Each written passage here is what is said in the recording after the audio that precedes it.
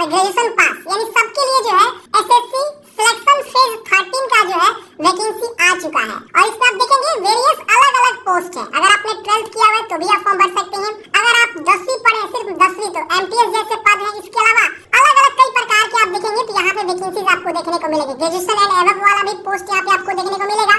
इसके अलावा फील्डमैन की बहाली है जो कि 10+2 की बहाली है। इसके अलावा टेक्सटाइल डिजाइनर की बहाली है, टेक्निकल असिस्टेंट की बहाली है, ड्राइवर कम मैकेनिक की बहाली, कई सारे अलग अलग वेरियस पोस्ट पे जो है यहाँ पे बहाली जो है निकाली गई है। और टोटल जो है 2423 पदों पे यहाँ पे वैकेंसी है। कुक की बहाली है और भी टेलीकॉम असिस्टेंट की बहाली है, जूनियर केमिस्ट की, स्टाफ का, ड्राइवर की देखेंगे तो वेरियस पोस्ट पे यहाँ पे अलग अलग जो है वैकेंसी है। टाइपिस्ट भी है, कोबलर ग्रेड 1 की बहाली है, लाइब्रेरी इंफॉर्मेशन असिस्टेंट की बहाली आप यहाँ पे देख सकते हैं। ग्रेजुएशन एंड लेवल 6 की सैलरी है, काफी जबरदस्त भर्ती है।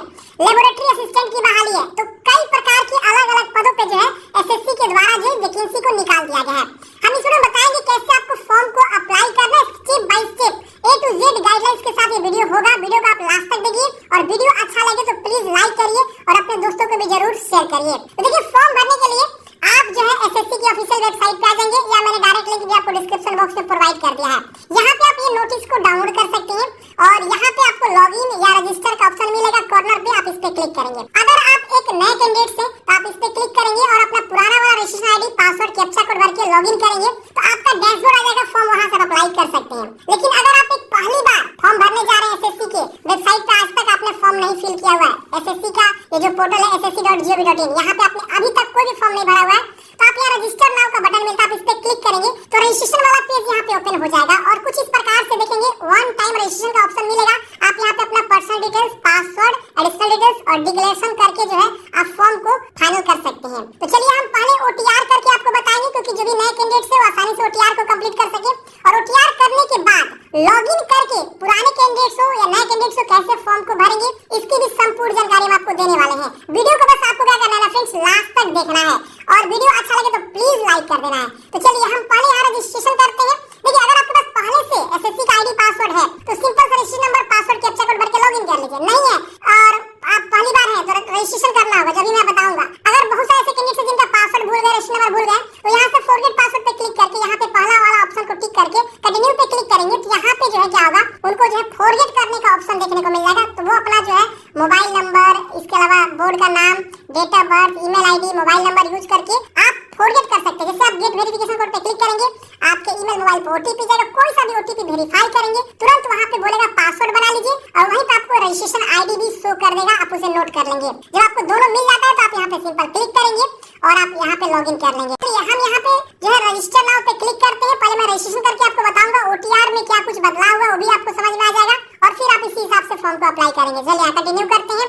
अब देखिए इस प्रकार से सबसे पहले यहाँ पे आधार कार्ड बोला है कि आपके पास है कि नहीं है, तो आप यहाँ पे यस करेंगे और अपना दोनों बॉक्स में आधार कार्ड लिख देंगे। सेंड ओटीपी पे क्लिक करेंगे तो आपके उस आधार से जो मोबाइल नंबर लिंक है उस पे ओटीपी जाएगा, उसको आपको वेरीफाई कर लेना है। तो यहाँ पे आपको आधार डिटेल्स इस बार यहाँ पे मैंडेटरी किया गया था। मैंने आप लोगों को बताया था कि ओटीआर जो है आधार बेस्ड अब हो जाएगा, पहले आधार बेस्ड नहीं था, मैंडेटरी नहीं था। इससे बहुत सारी जो है चीजें आसान हो जाएगी एसएससी को भी और डुप्लीकेट जो है उसे पकड़ा जा सकता है, कोई भी कैंडिडेट का डुप्लीकेट पाया जाता है तो इसलिए आधार यहाँ पे जो है किया गया है। अगर आपके पास आधार कार्ड नहीं है तो आप यहाँ नो भी कर सकते हैं, लेकिन आप देखिए इसके उपलक्ष्य में बहुत सारा यहाँ पे जो है आपको फोटो प्रूफ वगैरह अपलोड करना है। जैसे कि यहाँ पे प्लीज अपलोड नेम प्रूफ, इसमें से कोई भी एक नेम प्रूफ के तौर पे अपलोड करेंगे। इसके अलावा बर्थ प्रूफ के तौर पे इसमें से कोई भी एक आईडी प्रूफ अपलोड करेंगे। एड्रेस प्रूफ के तौर पे इसमें से कोई भी एक एड्रेस प्रूफ अपलोड करेंगे। इसके अलावा अपना फोटो अपलोड करेंगे और यहाँ पे जेंडर प्रूफ को दिखाने के लिए इसमें से कोई भी एक आईडी प्रूफ यहाँ पे अपलोड करना होगा। तो अगर आप आधार कार्ड नहीं देते तो ये सब आपको अपलोड करना होगा। और फिर यहाँ पे अपना नाम, फिर नाम को वेरीफाई करेंगे। अपना नाम चेंज किया तो यस करेंगे वरना नो करेंगे। फिर यहाँ पे जेंडर बताएंगे मेल फीमेल, यहाँ पे दोबारा कंफर्म करना है। डेट ऑफ बर्थ यहाँ पे आपको लिखना है, जिसे यहाँ DDMMYYY के फॉर्मेट में दिया हुआ है। यहाँ से कैलेंडर भी ओपन करके आप लिख सकते हैं। यहाँ पे अपना फादर नेम, दोबारा फादर नेम को वेरीफाई करेंगे। मदर नेम, दोबारा मदर नेम को वेरीफाई करेंगे। क्लास 10th का बोर्ड का नाम बताएंगे, किस बोर्ड से आपने जो है 10th पास आउट किया हो। तो यहाँ पे आपको जो भी बोर्ड आएगा यहाँ पे शो करेगा। फिर यहाँ पे भी कंफर्म करना है। फिर रोल नंबर लिखना है अपना 10th का, फिर रोल नंबर को दोबारा कंफर्म करना है। यहाँ पे पासिंग में बताना कि 10th आप कौन से ईयर में पास आउट किए हुए हैं। इसके बाद यहाँ पे आपको हाईएस्ट लेवल ऑफ एजुकेशन, आप कहाँ तक ज्यादा पढ़े हैं, मतलब मैक्सिमम क्वालिफिकेशन क्या है। तो अगर आप मान मान लीजिए ग्रेजुएशन कंप्लीट कर चुके तो ग्रेजुएशन, 10+2 तक पढ़ा 10+2, अगर आपने पीजी तक पढ़ा तो पीजी। तो इसमें से हाईएस्ट क्वालिफिकेशन जो कंप्लीट हो चुका, अपीयरिंग वाला नहीं होता है हाईएस्ट क्वालिफिकेशन, ध्यान रखिएगा। अगर मान लीजिए आप ग्रेजुएशन में अपीयरिंग है first year, second year, third year, तो आप 10+2 ही चूज करेंगे। अगर जिनका कंप्लीट है वो कंप्लीट यहाँ पे ग्रेजुएशन यहाँ पे चूज कर लेगा, ठीक है ना। तो इस तरह से आपको हाईएस्ट क्वालिफिकेशन जो है चूज कर लेना है। यहाँ पे अपना मोबाइल नंबर लिखेंगे, अपना ईमेल एड्रेस लिखेंगे और उसके बाद से नेक्स्ट वाले ऑप्शन पे क्या करना है, आपको क्लिक करना है। तो आपके मोबाइल और ईमेल दोनों पे ओटीपी जाएगा, आप उस ओटीपी को वेरीफाई करेंगे, उसके बाद से अगला स्टेप खुल जाएगा। 7 नेक्स्ट करते हैं। अगले स्टेप में यहाँ पे आपको एक रजिस्ट्रेशन नंबर देखने को मिल जाता है, आप इसे नोट जरूर कर लेंगे। और यहाँ पे आपको एक ऑप्शन मिलता है कंटिन्यू का, आप कंटिन्यू वाले ऑप्शन पे क्लिक करेंगे। अब अगला स्टेप में आपको यहाँ पे इस तरह से जो साइन इन का ऑप्शन मिलेगा, तो आप क्या करेंगे, जो रजिस्ट्रेशन नंबर मिला वो लिखेंगे और पासवर्ड भी आपको भेज दिया गया है, आप चेक करेंगे। आपको पासवर्ड जो है एसएससी के द्वारा भेजा गया होगा जो कि 6 डिजिट का होगा। तो आपको दोनों लिख के कैप्चा कोड भर के साइन इन पे क्लिक करेंगे। साइन इन पे क्लिक करते ही आपका रजिस्ट्रेशन नंबर यहाँ पे शो होता है। आपको यहाँ पे पासवर्ड सेट करने के लिए बोला जाता है, तो आप यहाँ पे अपना एक पासवर्ड सेट करेंगे। अब पासवर्ड में ओल्ड पासवर्ड पूछ रहा है, तो जिससे आपने लॉगिन किया, जो आपके मेल पे प्राप्त हुआ है 6 डिजिट का पासवर्ड, उसको यहाँ पे क्या करेंगे, आप क्या लिख देंगे। और नया पासवर्ड आप क्या बनाना चाहते हैं उसको अब यहाँ पे आपको लिखना है। यहाँ पे देखिए बोला गया कम से कम 8 कैरेक्टर होना चाहिए, एक अपर केस, एक लोअर केस, एक नंबर, स्पेशल कैरेक्टर, इसमें आपको यूज करना है। 8 से 25 कैरेक्टर के बीच आपको पासवर्ड यहाँ पे बनानी है। फॉर एग्जांपल मान लीजिए सपोज आपका नाम राजू है, तो RAGU@123 ऐसे करके पासवर्ड आप आसानी से सेट कर सकते हैं। हम यहाँ पे उसी तरह से पासवर्ड क्या करेंगे, सेट कर लेंगे। फिर यहाँ पे उस पासवर्ड को कंफर्म करेंगे। यहाँ पे कुछ क्वेश्चंस आपको देना है कि मान लीजिए आपका सिटी बर्न क्या है, आप आंसर कुछ भी दे सकते हैं। इसके अलावा आप फेवरेट मूवी कौन सा रखते हैं, तो आप यहाँ पे उसका आंसर कुछ भी दे सकते हैं। तो कोई भी आप क्वेश्चन चूज करके उसका आंसर व्हाटएवर जो भी आप देना चाहते हैं आपके मन में है, आप उसे दे दीजिएगा।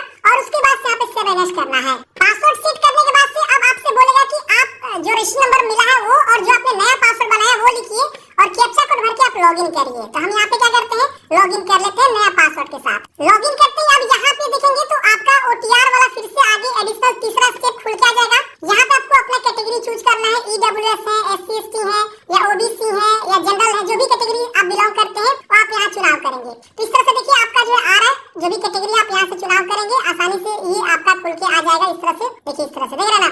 और 2 बार चूज करना है जो भी आप कैटेगरी से बिलोंग करते हैं। तो हम यहाँ पे क्या करते हैं, फ्रेंड्स कैटेगरी को चूज कर लेते हैं। फिर यहाँ नेशनलिटी बताना है, इंडिया है कि सिटीजन ऑफ नेपाल, भूटान, ये भी आप देखने को मिल जाता है। तो आप यहाँ इंडिया चूज करेंगे। यहाँ पे विजिबल आइडेंटिफिकेशन मार्क्स, बॉडी में पहचान, जैसे आपके मांग तिल का निशान, कांटा का निशान, जला का निशान, जो भी है। यहाँ पे विकलांग है तो यस करेंगे और यहाँ पे विकलांगता के बारे में बताएंगे किस प्रकार के विकलांग है, डिसेबल सर्टिफिकेट नंबर ये आपको देना होगा, नहीं तो नो कर देंगे।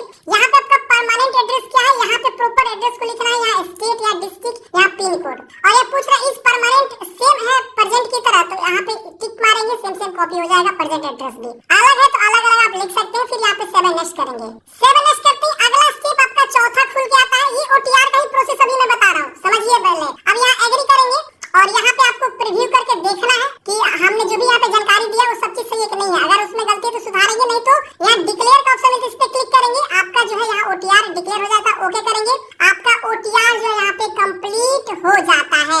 तो अब देखिए आप OTR जैसे कंप्लीट करते सीधे आप लॉगिन हो जाते हैं और यहाँ पे कॉर्नर पे आप देखेंगे तो यहाँ log out, change password, change security question, ये सब आपको जो है ऑप्शन मिलता है। अगर आपको एडिट करना है रजिस्ट्रेशन में तो एडिट का भी ऑप्शन यहाँ पे आपको देखने को मिलता है, लेकिन अभी आप एडिट नहीं कर पाए क्योंकि ये डिसेबल कर दिया गया है। अब जो पुराने कैंडिडेट्स हैं अगर वो डायरेक्टली लॉगिन करते हैं तो सीधे उनका इस प्रकार से इंटरफेस खुलेगा। और यहाँ अगर वो एडिट करना चाहते हैं, अपना आधार डिटेल्स देना चाहते हैं कि आधार के उपलक्ष्य में कुछ और देना चाहते हैं, तो यहाँ पे क्लिक करके अपना मॉडिफाई कर सकते हैं। तो फ्रेंड्स हमने यहाँ पे जो है एक पुराने कैंडिडेट्स का जो है डिटेल्स को लॉगिन किया है ताकि मैं आपको आसानी से दिखा सकूं कि अगर कोई पुराना कैंडिडेट से लॉगिन करता है डायरेक्टली अपना रजिस्ट्रेशन आईडी पासवर्ड से, तो उनका किस प्रकार से इंटरफेस दिखेगा। तो देखिए इसी प्रकार से इंटरफेस उनका भी दिखेगा। और यहाँ पे देखिए एडिट रजिस्ट्रेशन का जो है ऑप्शन यहाँ पे देखने को मिलता है, आप इस पे क्लिक करेंगे तो यहाँ पे आपको 2 ऑप्शन पूछ रहा है कि डू यू हैव आधार, आपको यहाँ पे यस करना है, ध्यान रखिएगा। और यहाँ पे आधार संख्या लिख के इसको डिक्लेयर करके सेंड OTP पे क्लिक करना है।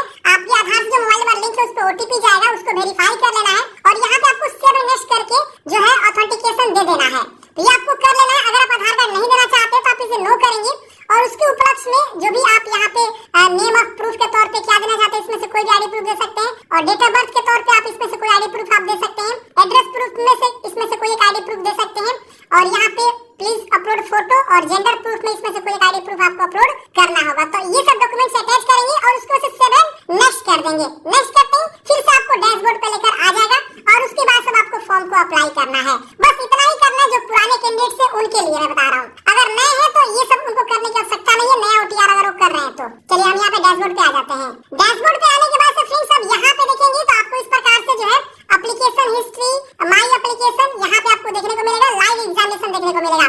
तो लाइव एग्जामिनेशन में देखिए ये वैकेंसी जो आई हुई है फेज 13 का वो आपको शो होगा। यहाँ पे इंपोर्टेंट डेट वगैरह सब चीज शो हो रहा है, करेक्शन डेट वगैरह भी शो हो रहा है। तो आप यहाँ अप्लाई वाले बटन पे क्या करेंगे, क्लिक करेंगे।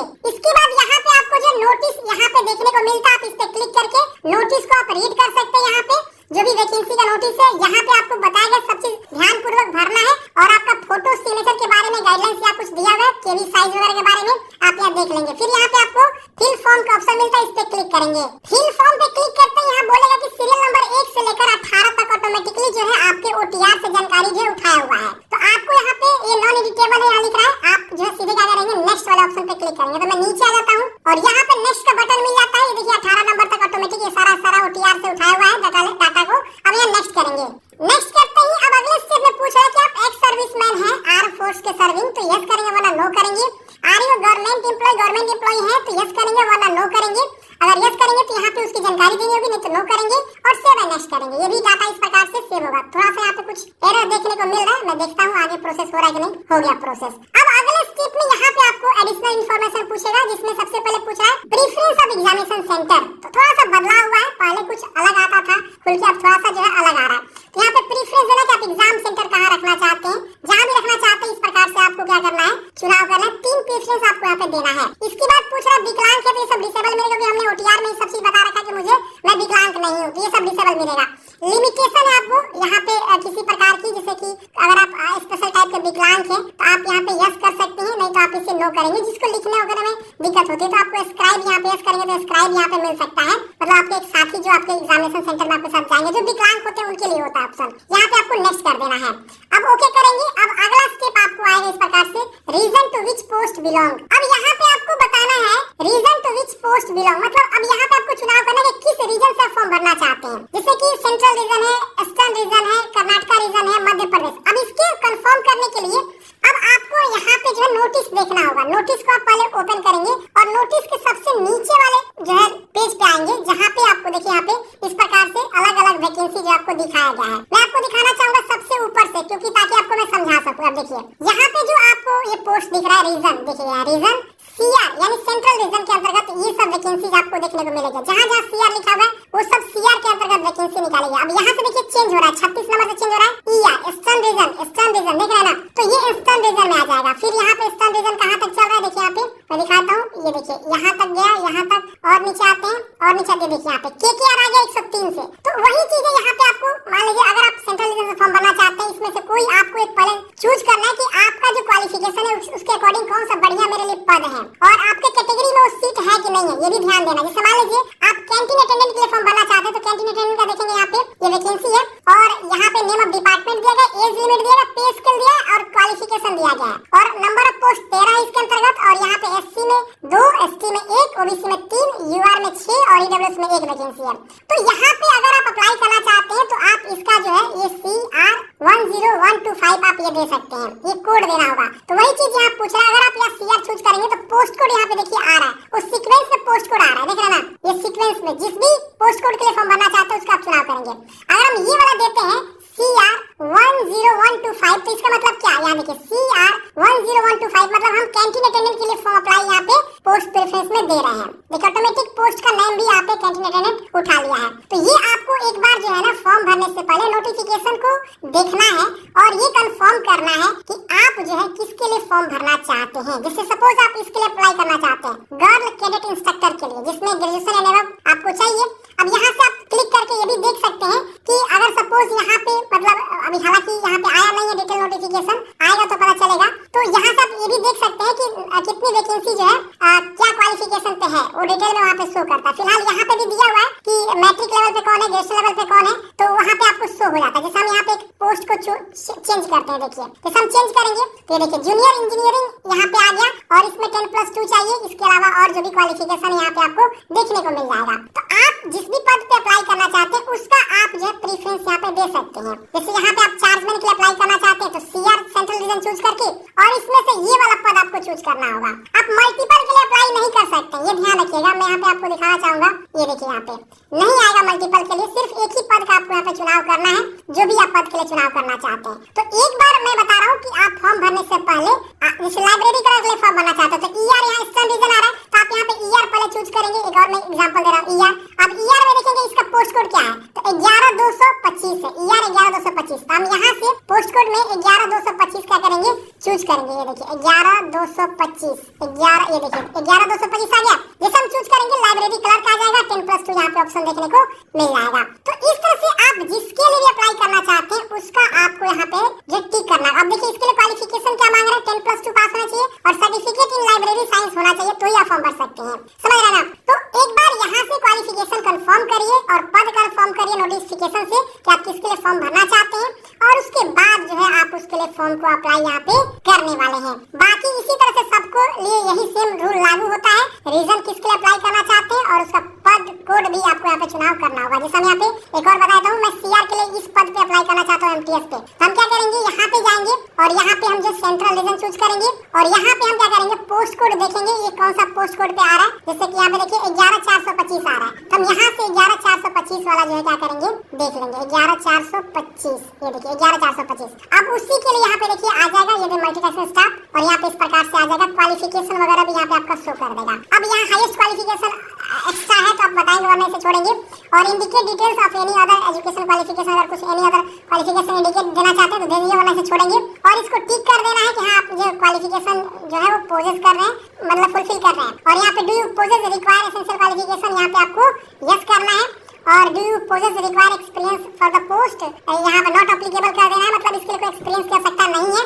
और वेदर एज में छूट चाहिए, अगर आपको चाहिए तो यस करके यहाँ से अपना कैटेगरी चूज कर सकते हैं, नहीं चाहिए छूट तो आप नो कर दीजिएगा। फिर यहाँ पे आपको सेव एंड नेक्स्ट कर देना है। अब अगले स्टेप में यहाँ पे आपको फोटोग्राफ अपलोड करना है, सिग्नेचर अपलोड करना है। तो यहाँ पे जो आपका फोटोग्राफ अपलोड होगा वो आपको लाइव अपलोड होगा। आप इस क्यूआर कोड को स्कैन करेंगे तो एक मोबाइल एप्लीकेशन डाउनलोड करने का आएगा प्ले स्टोर से, तो आप उस प्ले स्टोर से मोबाइल एप्लीकेशन डाउनलोड करके और वहाँ पे अपना यूजर आईडी पासवर्ड लिख के लॉगिन करेंगे ना, तो फोटो लाइव खींचने का ऑप्शन आ जाएगा, आप वहाँ से भी फोटो खींच सकते हैं। और यहाँ पे आप जो है लाइव, आपका अगर कैमरा सही है लैपटॉप का, तो यहाँ पे भी क्लिक करके ये देखिए आपका फोटो जो इस प्रकार से अलाउ करना होगा यहाँ पे, और इस तरह से आप देखेंगे तो इस तरह से आपको जो है ये फोटो खींचने का ऑप्शन आ रहा है। अब हम यहाँ पे क्या करेंगे, सामने देखेंगे और कैप्चर पे क्लिक करेंगे। ये देखिए कैप्चर करते ही मेरा फोटो इस प्रकार से जो है शो कर देगा और यहाँ पे ये फोटो अपलोडेड सक्सेसफुली हो जाएगा। आप इसे सेव कर देंगे।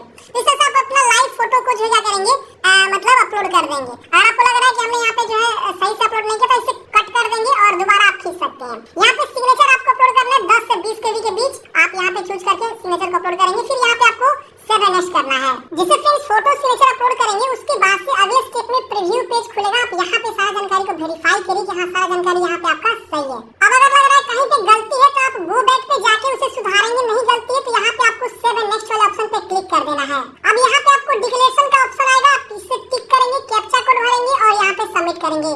सबमिट करते ही फ्रेंड्स आपका फॉर्म फाइनल सबमिट हो जाएगा। अगर आपका यहाँ पे एप्लीकेशन फी लगता है तो यहाँ पे आपका जो है यहाँ पे अगला स्टेप पेमेंट फी का आता है, जिसको 100 रुपया एप्लीकेशन फी जमा करना होता है, उसके बाद आपका फाइनल प्रिंट आउट निकलता है। अब मेरा यहाँ पे फॉर्म देखिए रिसीव्ड सक्सेसफुली लिख दिया है, कंटेंट वेरिफिकेशन पेंडिंग। अब ये एसएससी वालों का काम है आपका कंटेंट वेरीफाई करना और फॉर्म को अप्रूव करना। अब क्या करेंगे, यहाँ पे प्रिंट एप्लीकेशन का ऑप्शन मिला, इस पे क्लिक करके आप इसका फाइनल प्रिंट आउट इस प्रकार से देखिए निकाल सकते हैं। तो हमने फ्रेंड्स बात किया कि एसएससी के द्वारा जो वैकेंसी निकाली गई है सिलेक्शन फेज 13 के लिए, उसके लिए कैसे आपको फॉर्म को अप्लाई करना है। आपके मन में कोई भी डाउट्स है कमेंट बॉक्स में पूछ लीजिएगा फ्रेंड्स। मिलते हैं किसी नेक्स्ट वीडियो में। जय हिंद, आपका दिन शुभ हो।